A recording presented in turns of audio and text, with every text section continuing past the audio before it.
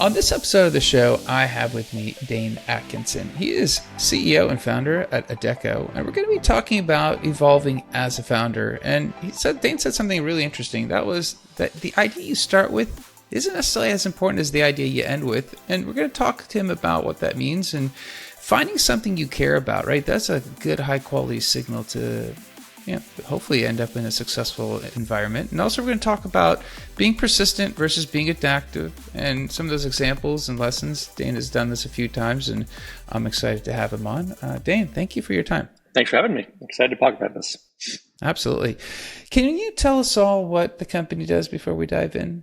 Sure. So my current company, Odeko, is mission built to see coffee shops in particular succeed against their public company counterparts. Small business is beautiful, but rarely supported well.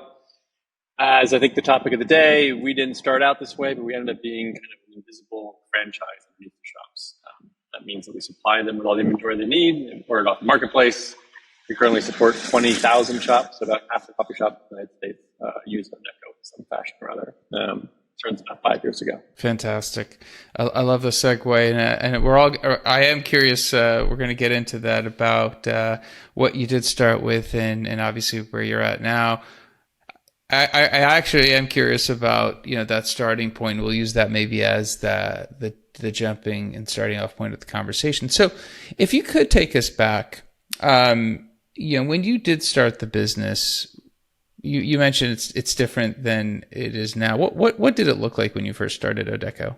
So I think it's an important topic. So many founders, myself included, would brew an idea and would love it and would share it with our friends and would put it on a wall and would design a logo. And you just anchor this weight to the concept. And that concept is almost always stupid because you just don't have enough data. You haven't been in the field.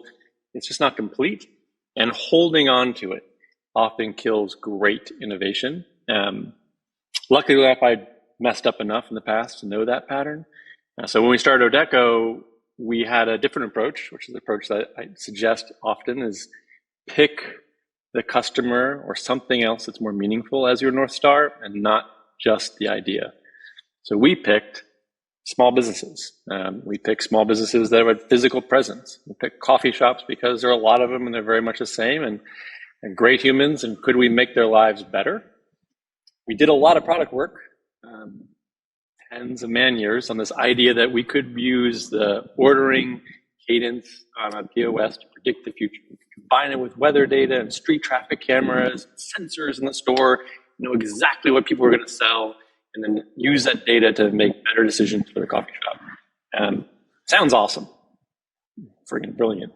And we sold it to a bunch of really high-end customers, Birch, Joe, Lachlan, all of our earliest customers. And quite quickly, though, we realized it wasn't the problem they really needed solved. It was great. They saved money. They didn't throw out pastries at the end of the day. It was more effective.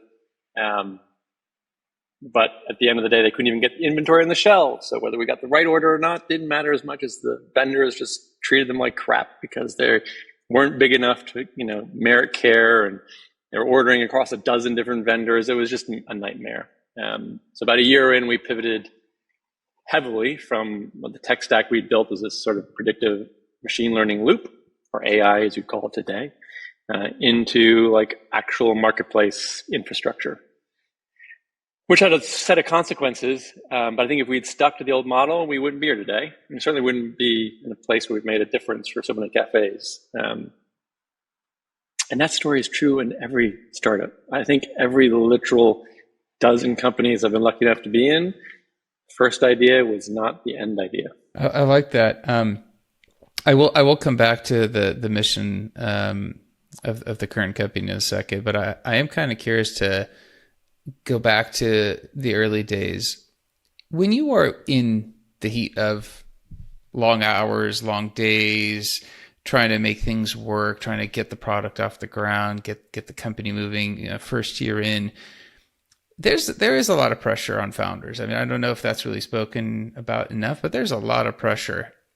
I guess if you were to look back, or just general advice, when you were thinking through pivoting, it seems like a very interesting way to see those dotted lines kind of line up. And I say that because you have to be able to see the trees through the forest at one glimpse and realize, hey, this path isn't necessarily the path, and we need to potentially find a different way to solve the problem. And it's not just that the idea is bad; it's just the solution that we thought was the right solution isn't fitting. How do I guess if you could remember back to the Odeko days, or just in general, what are your thoughts on how you can see that, or is that just happen chance, or you have to be a really great entrepreneur to see those things? It's a nightmare.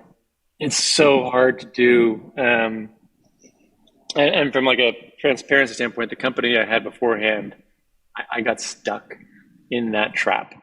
And I ran down a product market fit that I so desperately wanted to work. And then you compound that problem as a founder when you bring in, venture money and you promise them, I've got an idea. It's great. It's going to do this thing. And you get some success. You're like, I've got success because everyone wants you to have success. And you get stuck on that flywheel. Our last company, which is called Samal, we were providing analytics to small business. And we were growing like a weed, 20, 30,000 small businesses a month, breaking AWS. And I thought it was working, but I wanted to work so bad, I didn't realize that the customers really didn't give a shit. They liked the data, but they didn't care enough to pay for the data because it was their data. Like, it was just a bunch of fundamentally wrong things with the platform, which were incredibly hard to unwind from the team and the investors. And that's why I'm so vocal about the idea of a framework, because it's not going to be easy. In the Odeko chapter, we were getting momentum. We had really keystone accounts. They're paying us. And so pivoting, even having done this for so long, was super hard. You had like a 40-person team. They're like, what are we doing? Like, this AI thing's going to work. AI is going to be cool. Duh. Like, all this stuff's going to be great. And it was just knowing that at the end of the day, when we sat with a customer and the delivery came in middle of day, busted up their business, that was wrong. And that was a bigger problem. And our North Star was making the customer succeed, not making our software succeed. But even then, like the board, which was legendary in their histories, and I give them a lot of credit too, because they're like, if you really think it's the way to go, then change the model now versus sticking with it. But everyone resists you in the path. The problem is, though, it's not the only thing that can get in trouble with companies. But if you look at the pattern of things that look like they're high flyers and then die, it's almost always because they got stuck on something. They couldn't just transition off of it. So yeah, I wish I had a more clear answer besides it's going to suck. I say one thing that's interesting, like I've seen this happen a few times, and we even did a little bit in Odeko. If you're going to pivot the company, you have to create enough of a pocket to get a little bit of proof to sell even to your partners in the company, much less more broadly, right? And this has been done in a lot of successful companies where like, yeah, the current thing's working. We're testing this little prototype. The same thing with Odeko. Pete, who was one of my partners, was our COO. He was running the core business, and we started testing this idea of actually doing the marketplace. And we saw the stickiness of it. It gave us a little more confidence to even just to the people around us be like, okay, I know we've been working on this for a year, but we're going to swing meaningfully the other direction to make it work. Yeah. Got to do it, though. If you don't feel it in your bones, then you're just running off a cliff, right? So, I actually think that's really amazing insights, because I think a lot of times as a founder, you get to a stage when the company is doing something, and you start rationalizing, bargaining that it could get over the next hurdle if you just had more time. If I just have more time, or if I just do X or do Y. And I think then what happens is you become blind to the realities of the business you're in, and then before you know it, the business dies off. I mean, either revenue or funding or something happens. In your case, obviously, I like the notion of, if you're going to pivot, you don't take a ship and just steer a 180. That's going to be messy for a lot of people, unless the company is in a situation where it warrants it. I think what you just mentioned of prototyping, testing, putting a small hypothesis bet out and seeing how it goes, while the other part of the business does have some runway and is executed. I think that's great advice. And I think that's something where, again, it's still hard to see. So I think that's really, actually, to me, that the fact that you guys saw it at Odeko is pretty impressive. And I think that's where and you mentioned a framework, obviously, to evaluate where you're at, a framework to kind of understand the business. that, and again, you can tell us a little bit about your framework, but as entrepreneurs, as founders, do you think enough time is spent on making sure you are understanding the fundamentals of the business, understanding some of those signals that could give you some insights? I mean, because I know there's a billion things you're doing. The books is maybe the last thing you want to, go over with a fine tooth comb, but it's obviously super important. Yeah, as humans, we are pretty bad heuristically modeling stuff because we get our own egos, the dynamics of personality into it. So on your very last point, like they're different styles of founders. So I've met founders who are incredibly mathematical and they live by the outcome of the spreadsheet and they've got that process. I don't have that core competency as much. My North Star is I know that in order for anything to work in this world, it has to be a 10x evolution. You can sell an iterative improvement all day long with charisma, energy, and VC dollars. But to get that natural sucking sound, you have to build something really impactful. And the trap is between those two gates, right? As you said, you get a little bit of momentum. Hey, we can actually sell this iterative improvement and they're buying it, but we're selling it, right? And then you tell your investors, I'll give all the credit in the world to Rob Hayes, who's one of our investors. And I think at one point I was like, I think we need to slow down. He's like, fabulous, friggin' fabulous. Like so many times people would just get swept up and just keep on running. Like getting those breaks to look at the actual data, see if you're really making a difference before you lean all the way in is an important catch.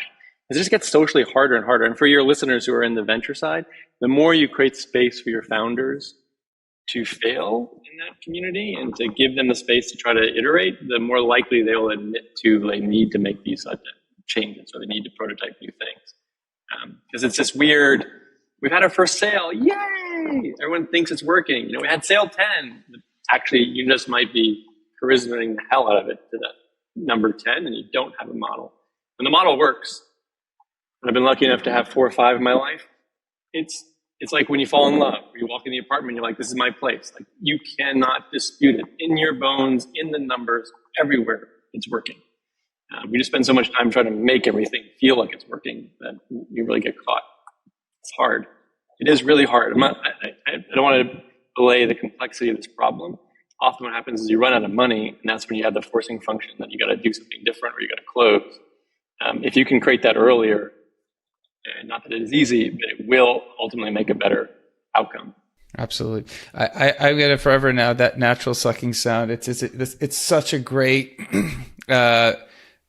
audio cue of what it sounds like when you have something. So I think forever I'm gonna associate that with startups that I go, oh, these guys have that it factor. That's actually good. And you said something interesting about, for the VC side to create space to founders. And I don't know if this gets discussed. And I know you're not necessarily speaking for VCs, but I am curious as a founder, as someone who's done this several times, you've been fortunate enough to, or have the desire or the wherewithal to keep doing it. I think a lot of times we find founders who fail once and then don't take another shot. And I wonder sometimes if the VC market appreciates founders and the experience of failure and going, you know what? They might take idea 2 and do better with it versus finding somebody else who has the original enthusiasm of idea 1. Is that a thing, or is that just, is that just still come down to per VC, just what they see, what they want? It's a great topic. So I think there is information that steers us the wrong way. There are product market fits historically that have that sucking sound, that have created the Zuckerbergs and the Gates and a few founders where you feel like that's the only path. If you take that out of the data set, almost all the meaningful founders are multi-run players.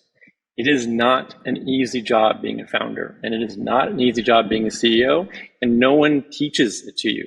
All the environments out there and structures and supports do not prepare you for the process. You just don't get time on field enough. And you, sadly, have to screw up a couple of companies unless you're lucky enough to get that insane product market fit. That said, a lot of founders go through the crisis of like, this is a shitty job. And this last few years was really a bad outcome for me. And I didn't make any money and I burnt myself out and I don't want to come back in. But what I don't think they realize is they're actually now in a much more refined class of people who've gone through that process, who understand the dynamics of building a company, understand the things you need to become successful, and are much, much more likely to hit it on the second run and third run.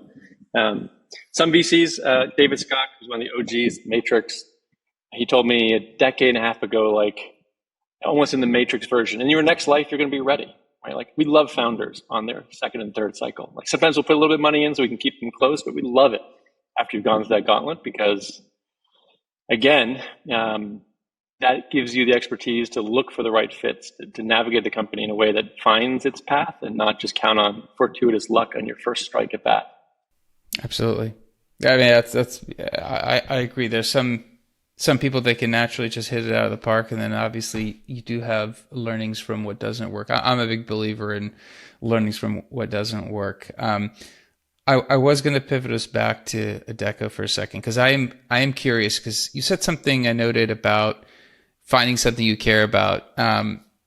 Small businesses. I mean, this is almost like David Goliath type of thing. When I thought about the company and I thought about what your mindset is almost trying to empower all the small businesses who typically run really hard. I mean, these are all, we don't consider them founders. If you're a coffee shop owner, we don't call them founders, but they are business owners that work very hard. And sometimes they make not as much as they could, maybe even if they had a job, but they love the craft of whatever business that they started.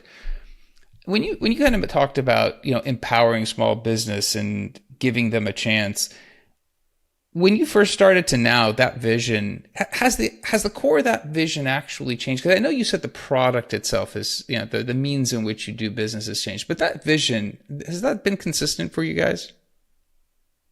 It's been my path in life. My first company as a teen to my chapter now, I'm hoping my gravestone says, gave small business a little love. Society needs a lot of different kind of people.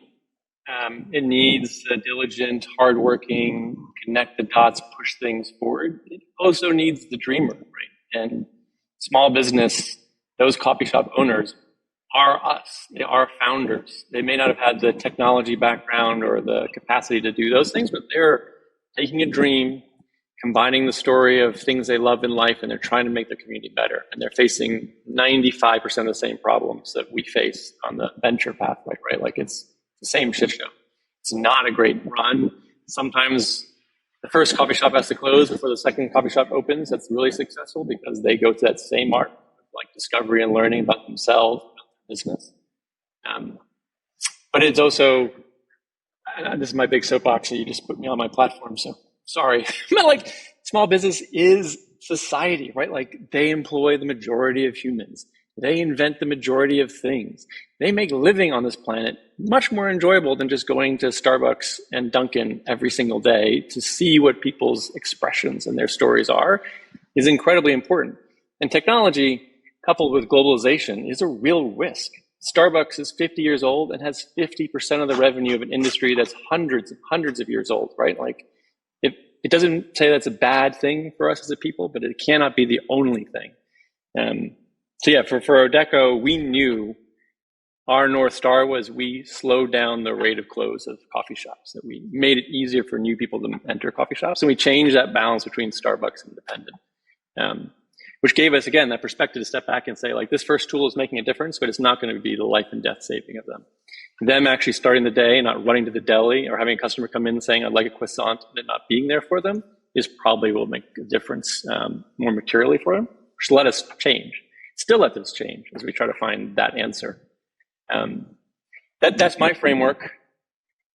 I think I've met people who are like, I just want to make a lot of money. And that's actually not the worst framework either, because they'll be running a model and be like, this is not going to make me the $1 billion I want. So they have something to pull back on. I'm not a big fan of that one, but as an extreme opposite, right? Like having a way that you're looking at the longer term trajectory. And as a steward of a company, you hold the story. As CEO founder, you are the storyteller. You need to set that horizon years ahead because there's so many different waves that push us around that you just need to kind of help steer back to that. And I think you said at the beginning, a lot of companies, they engender that, the founder has that in their heart, but they don't necessarily codify it. They don't, put it into the structures that let the rest of the team realize when you come back to them, like, we fucked up. We went the wrong way. We got to go back to our north, that you at least have that, asset and history as a business to make those choices. Yeah, sorry. Soapbox again. No, I love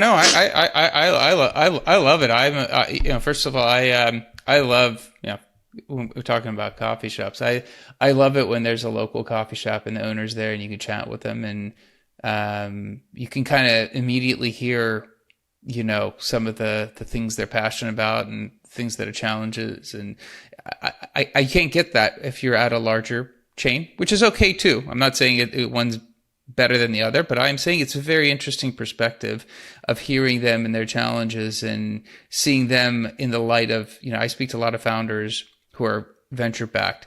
I'm like you, I don't see a difference. I'm like, these people are going through the same things. They just don't have some of the other things to go with it. But the one thing you said that I think is really important, and I hope people take away, is I think if you have that North Star, if you establish that early, the product itself can change, and what you deliver could change. But if you're still moving towards solving the original goal for that community, that group, that demo, whatever that is, I think you have a better chance of pivoting if you have to. I think if you're focused on something that's, something a little bit lower down, I think that's where you get lost a little bit, trees to the forest, and you just might lose your way. So I think that was I think that was really clear to me. I think that was a great point. Thank you. I'd add another metric to that. I think this job is rough. It grows you as a person. It's worth doing. I encourage anyone to start their own story, but you're going to get your ass kicked. And if you bring that horizon line down and you wake up in the morning and you got to deal with the spreadsheet problems and the cuts in the team and all this kind of stuff, and your goal is, I need to get to next quarter and get to 20% EBITDA, whatever it might be, it's a hard motivation to wake up. If you're waking up and saying, I want doctors to have a better outcome, I want the planet to have a better outcome, I want something else, and shit, yeah, let's get up and get going, because you continue to bring yourself back to why you're on this damn planet in the first place. And it's not to make a quarterly announcement or, impact. I think in all of our souls, we want to do something that has a net positive effect for all of us. Like the more you tie that in, and then also from a recruiting standpoint, from a team standpoint, you can help bring your team out of the drudgery when they're like fighting to, in our world, get one more case of Oatly to the customer because we forgot it and they need it, and remind themselves like that's what makes that shop stay alive that, next year, because they had the thing. Like it is an incredibly important refrain that the entire system pushes against you paying attention to. No board meeting, and I've been in way too many, do they start off asking like, how is your major goal going? How's your vision feeling? It is always like, what was this quarter? Like, you have to, as that founder, continuously pull everyone in your ecosystem back up to the perspective of we're doing something that should matter, whether it gets there or not. And as one of my other favorite quotes, like, I think you shoot for the stars and you're lucky if you get the moon, but at least you're going for something. Like, it doesn't even matter if you achieve it. It just makes the quality of your journey so much richer. Yeah. Sorry. I love it, Dane. These are all, I know you've gone through this a few times. So I love it when a founder has that experience and can kind of, look back in their pocket and look forward and go, these are the things that you were able to take away, and hopefully, others that are listening to you can benefit from. If somebody wants to learn more about Odeko, or maybe has a follow-up question for you regarding entrepreneurship, is there a way of connecting, and getting a follow-up in? For sure. I will check LinkedIn weekly, which is /Dane Atkinson. I'll check the other social services about the same, which are pretty easy to find everywhere. And if you want to email, I'm just datkinson@Odeko. If you're brave enough, that goes into a box that I don't check as often, but I will. Awesome, Dane. I appreciate your time. Thank you for coming on and sharing with us. Thanks, man. I really enjoyed this. It's great. Absolutely. All right, that's it for the episode. Be back again. Different guest, different topic. Until then, two things. One, I think Dane walked us through, we want to call this the evolution of a founder as a topic. And I think Dane did a great job of talking us about how to look at that vision, hold on to that vision, change the product, but still have that North Star. And as he said, shoot for the stars, land on the moon is not a bad thing. And he is mission driven, and you could hear that in every business he started, and even the current business of Odeko, of wanting to help a specific group of people. And obviously that is his framework. That is what helps him drive forward. And share this episode with somebody else who's either looking to be an entrepreneur or is an entrepreneur. I think some of this advice is very apt for both those communities. Also, like, subscribe, comment. Let me know how the show's going for you. Until next time, thank you and goodbye.